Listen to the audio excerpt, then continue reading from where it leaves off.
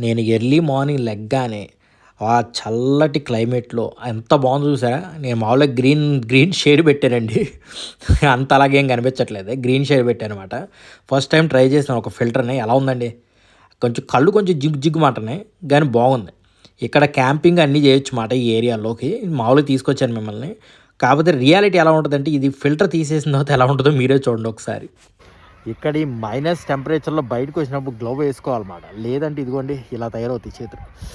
నొప్పి ఒక రేంజ్‌లో ఉంటది ఇక్కడ చలి. సో, ఎప్పుడైనా బయటకొచ్చినప్పుడు ఏంటంటే మంచులో ఆడుకుంటే బానే ఉంటది గానీ, గ్లౌవ్ ఏసుకోలేదనుకోండి తడిసిపోద్ది. ఇదిగోండి మాంగో మాత్రం ఎంత ఎంజాయ్ చేద్దంటే అసలు బయటకొచ్చిందంటే మామూలుగా కాదు.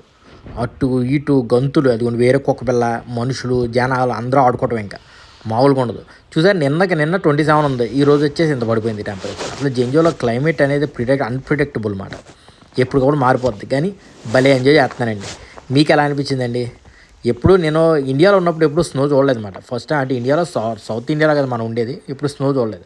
ఇక్కడికి వచ్చిన తర్వాత నుంచి స్నో అనేది ఒక